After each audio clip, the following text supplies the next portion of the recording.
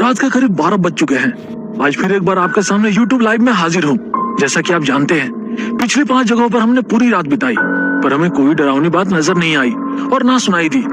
इसके साथ हमारा यकीन और ज्यादा मजबूत हो चला है कि भूत प्रेत आत्मा सब कुछ बकवास है, ना इनका कोई वजूद है, ना ये कहीं मौजूद है।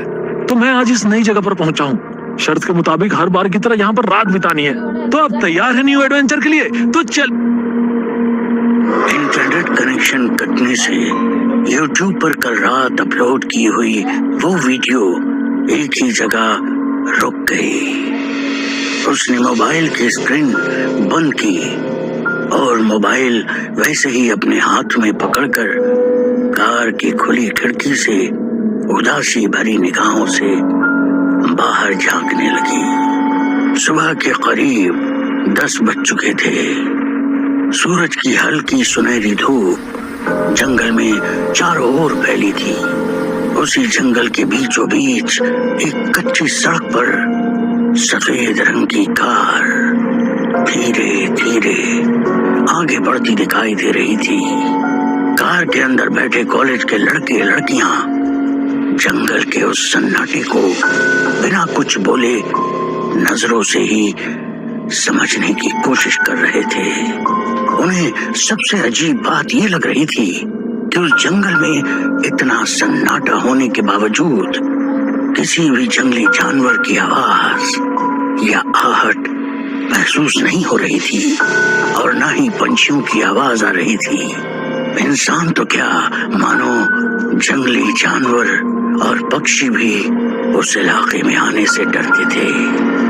उनकी कार एक जगह आकर रुकी और धीरे धीरे सभी दोस्त कार से बाहर निकलने लगे। सब हैरान नजरों से सिर्फ चारों ओर देख रहे थे। उनके सामने एक बड़ा सा आलीशान बंगला था। उस इलाके को गौर से देखते हुए सभी चलते चलते बंगले के गेट से अंदर आए और सीढ़ियां चढ़कर सभी दोस्त दरवाजे के बाहर रुक गए। उनमें से एक लड़के ने सामने वाला पुराना लकड़ी का दरवाजा धीरे से जैसे ही अंदर की ओर धकेला, आवाज करते ही वो दरवाजा आधा ही खुल गया। बंगला पुराना होने के बावजूद काफी खूबसूरत था। दीवारों का रंग काफी फीका पड़ चुका था। शायद कई सालों से वो इस तरह आग उगलती धूप, हड्डियां जमाने वाली ठंड और मूसलाधार बारिश को अरसे से झेलते हुए भी शान से अपनी जगह मजबूती से खड़ा था। राहुल! एक दोस्त ने आवाज लगाई और बंगले के भीतर चारों ओर नजरें घुमाते हुए चलने लगा। उसकी आवाज खाली बंगले की सुनसान पड़ी दीवारों से टकराकर अंदर ही अंदर घूमने लगी। तभी उसकी दूसरी दोस्त सुनैना भी आवाज लगाते हुए बंगले के भीतर बढ़ने लगी। बंगले के अंदर एक अजीब सा जानलेवा सन्नाटा फैला हुआ था। दिन का उजाला होने के बावजूद भी सभी को अजीब सा डर लग रहा था। 3 लड़के और 2 लड़कियां अपने दोस्त को उस बंगले के हर एक कमरे में, बाथरूम में, लकड़ी की अलमारी में, मतलब जहाँ छुपने की जगह है वहां ढूंढने की कोशिश करने लगे। पर राहुल कहीं भी नजर नहीं आ रहा था। ना ही उसके होने की कोई निशानी उन्हें मिल रही थी। उसका मोबाइल तो कल रात से ही बंद था, साथ ही डिजिटल कैमरा भी। सब कुछ गायब था। ढूंढ ढूंढ कर सब परेशान हो गए। तभी राधिका को उस बंगले में एक अजीब सी मनहूसियत महसूस होने लगी और थकान के कारण उसे चक्कर आने लगा।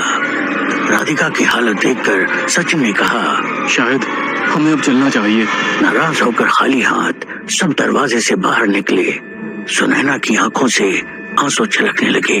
तभी जैसे उन्हें कोई उस बंगले के नीचे बने तहखाने के बंद झरोखे से देखने लगा।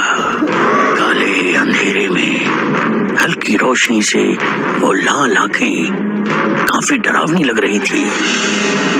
वो आंखें सभी दोस्तों को घूरे जा रही थी। पर बंगले के नीचे उस जगह किसी का ध्यान नहीं गया। उस जगह किसी का ध्यान नहीं गया। सब आपस में बात करते हुए अपनी कार में बैठ गए। सभी ने दोबारा एक नजर पूरे इलाके को गौर से देखा। दूर दूर तक घना जंगल, छोटे बड़े पेड़ों के बीच कांटों से भरी झाड़ियां, जंगल के सन्नाटे में हवा के हल्के झोंकों से पेड़ के पत्तों की सरसराहट, सब कुछ इतना खामोश था जैसे किसी कागज पर बना चित्र। ये सब देखकर विवेक ने कहा, यार, दिन के उजाले में तुम लोग साथ होने के बावजूद मेरी फटी पड़ी है। राहुल अकेला पूरी रात इस जगह रहा था, उसकी हिम्मत की दाद देनी पड़ेगी। उसकी बात सुनकर सचिन ने गाड़ी शुरू की। जंगल की कच्ची सड़क से उनकी गाड़ी धीरे धीरे आगे बढ़ने लगी और पीछे बैठी सुनैना ने एक नजर उस बंगले पर डाली। वो वीरान पड़ा बंगला कुछ ज्यादा ही अजीब लग रहा था और उस तहखाने से वो दो आंखें अभी भी सुनैना को घूरे जा रही थी। सर, हमारा दोस्त राहुल लापता हो गया है। सभी दोस्त पुलिस स्टेशन पहुंचे थे। विवेक ने थोड़ी डरी सहमी आवाज में इंस्पेक्टर साहब को बताया। गायब हो गया? मतलब? इंस्पेक्टर साहब ने शक भरी नजरों से सबकी ओर देखा। विवेक एक एक बात इंस्पेक्टर साहब को बता रहा था। बगल की कुर्सी पर बैठी सुनैना को अपना सर पकड़े रोता देख राधिका ने उसको थोड़ी हिम्मत दी। विवेक की सारी बातें सुनकर इंस्पेक्टर साहब अपनी कुर्सी पर थोड़ा पीछे सिरकते हुए छत पर धीरे धीरे घूमने वाले पंखे की तरफ देखते हुए मुस्कुराकर बोले, शर्त? अकेले रात बिताने की शर्तें, वो भी ऐसी जगह जिसके बारे में हमें कोई भी जानकारी ना हो। इंस्पेक्टर साहब की बात सुनकर सब इस तरह से चुपचाप खड़े थे जैसे वे खुद को ही कसूरवार मान रहे हो। इंस्पेक्टर साहब ने दोबारा से सबकी तरफ देखा और हवलदार से कहा, हवलदार, इनकी एफआईआर रजिस्टर कर लो।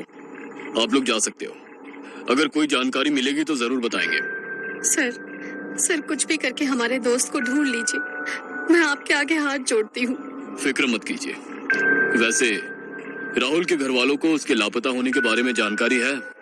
इंस्पेक्टर साहब की वो बात सुनकर सब गंभीरता से एक दूसरे की तरफ देखने लगे।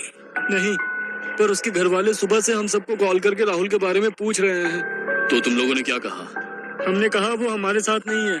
अगर सच्चाई बता देते तो राहुल के घर वाले उसके लापता होने के लिए हमें ही जिम्मेदार ठहराते। वैसे भी उसके लापता होने के लिए तुम लोग ही जिम्मेदार हो ना? नहीं सर, हमने कुछ नहीं किया। उसने तो इंटरनेट पर इस बंगले के बारे में जानकारी ली थी।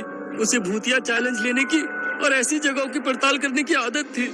इससे पहले भी उसने कई बार ऐसी अजीबोगरीब जगह की पड़ताल की है। यूट्यूब पर आप उसका चैनल भी देख सकते हैं। बोलते हुए विवेक ने जेब से अपना मोबाइल निकाला। यूट्यूब पर वीडियो सर्च करते हुए इंस्पेक्टर साहब के सामने अपना मोबाइल रख दिया। ये देखिए सर। वीडियो में राहुल रात के अंधेरे में किसी सुनसान जगह चलता हुआ दिखाई दे रहा था। कोई पुराना खंडर या फिर बंगला नजर आ रहा था। अपने हाथ में डिजिटल कैमरा लेकर राहुल हर एक चीज रिकॉर्ड करते हुए आगे बढ़ रहा था। साथ ही वो उस जगह और वक्त के बारे में जानकारी भी दे रहा था। ये है तुम्हारा दोस्त राहुल। इंस्पेक्टर साहब की करारी आवाज सुनकर सभी ने हाँ में गर्दन हिलाई। सभी दोस्त नाराज होकर अपने अपने घर चले गए। किसी का भी अपने काम में मन नहीं लग रहा था। सुनैना सबसे ज्यादा दुखी थी क्योंकि राहुल और सुनैना एक दूसरे से बेहद प्यार करते थे।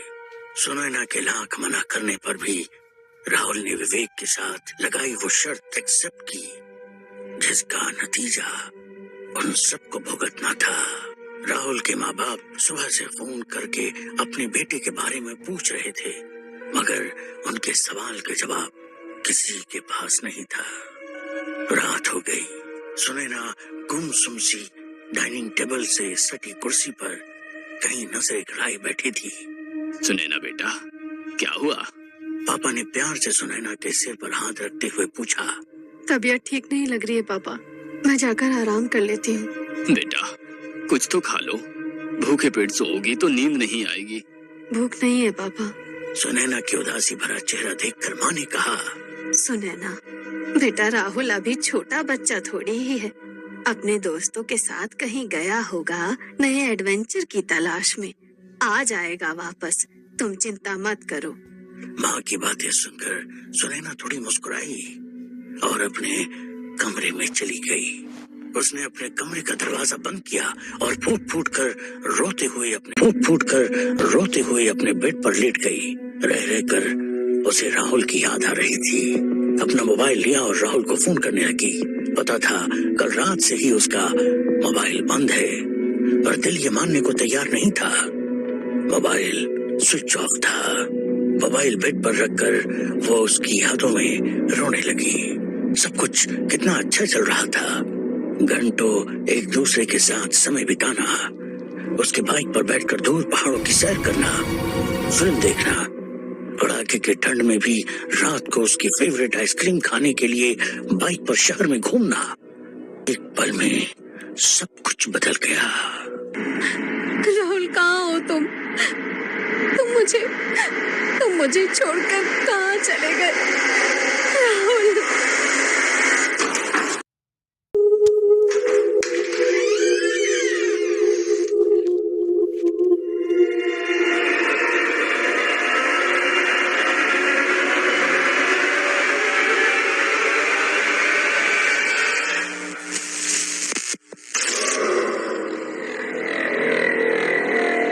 ये लाइट को क्या हुआ?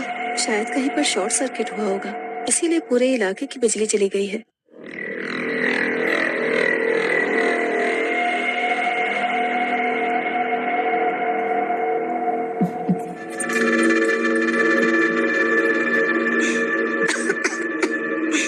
ये क्या हो रहा है?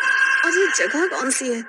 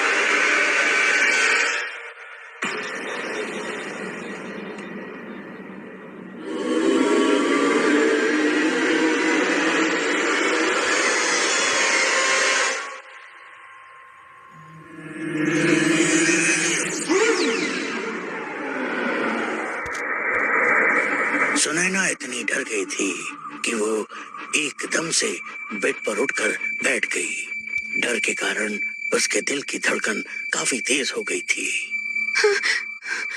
कितना अजीब डरावना सपना था। खुद से बात करते हुए उसने अपना सर पकड़ा। शायद राहुल के बारे में ज्यादा सोचने की वजह से उसे ऐसे अजीब अजीब सपने आ रहे थे। लंबी सांस लेते हुए उसने खिड़की की तरफ देखा और सन्न रह गई। डर के मारे उसकी आवाज ही दब गई। वो डिजिटल कैमरा खिड़की में उसकी बिल्कुल पास रखा हुआ था। सड़क की दूसरी तरफ मैकडॉनल्ड से कुछ बर्गर और आइसक्रीम लेकर दौड़ता हुआ विवेक सड़क की इस तरफ आ गया। सबके हाथ में एक एक बर्गर और आइसक्रीम देखते हुए उसने सुनैना की तरफ देखा। वो चुपचाप आंखें बंद करके बैठी रही थी। उसने कुछ भी खाने के लिए पहले ही मना किया था। बर्गर का एक बड़ा सा निवाला खाते हुए अतुल ने सुनैना से पूछा, पर वो डिजिटल कैमरा कहाँ है? पता नहीं, रात को मैंने खिड़की के पास देखा, फिर उठाकर टेबल पर रख दिया। सोचा सुबह होते ही तुम लोगों को दिखाने ले आऊंगी, पर सुबह देखा तो कैमरा वहाँ पर नहीं था। पूरे कमरे में ढूंढा, घर में सभी से पूछा, पर कल रात देखा वो अजीब सा सपना सुनैना ने अपने दोस्तों के साथ शेयर किया। सुनैना की बात ध्यान से सुनते हुए अतुल ने पूछा, मतलब तुमने जो पहले देखा था वो सपना था या दूसरी बार देखा था वो सपना था, या दोनों बार तुम सपने में ही थी? क्योंकि अगर कैमरा तुमने अपने हाथों से टेबल पर रखा था तो वो तुम्हारे घर में कहीं पर तो होना चाहिए था, तो गायब कैसे हो गया? पता नहीं, पर मुझे तो बहुत डर लग रहा है। शायद राहुल की जान खतरे में है।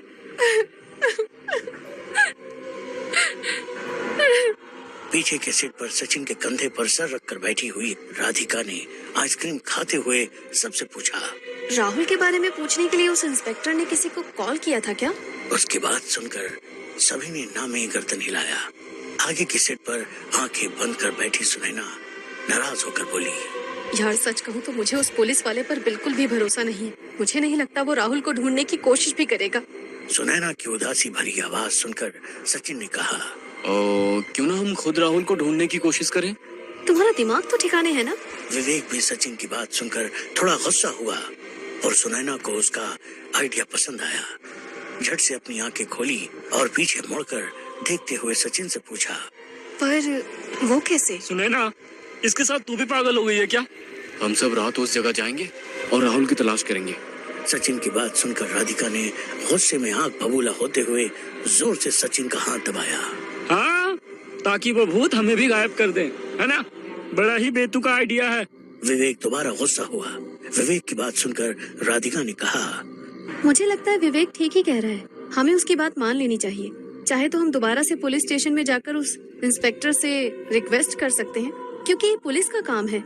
राधिका की बात सुनकर सचिन ने उसे समझाया। स्मार्ट इन्वेस्टिंग का असली बात सुनकर सचिन ने उसे समझाया। राधिका, राहुल पुलिस का दोस्त नहीं था बल्कि हमारा दोस्त था। पुलिस को उसकी कोई फिक्र नहीं है। अगर हम दोबारा पुलिस स्टेशन गए तो उस पुलिस वालों को ये भी याद नहीं होगा कि हम पिछली बार किस लिए आए थे। सचिन की बात सुनकर राधिका एकदम से चुप हो गई। उसके पास बोलने के लिए कुछ भी नहीं था। सचिन ने दोबारा अपने दोस्तों की तरफ देखकर कहा, हम वहाँ जाएंगे पर अपनी सुरक्षा का पूरा ध्यान रखेंगे। हमारे साथ मोबाइल तो होगा ही, साथ ही 2 एक्स्ट्रा कैमरे और ईयरफोन, जिससे कॉन्फ्रेंस कॉल में हम सभी एक दूसरे से कनेक्ट रहेंगे। साथ ही कुछ और चीज लेकर जाएंगे। सचिन की बात सुनकर अतुल ने पूछा, पर उससे क्या होगा?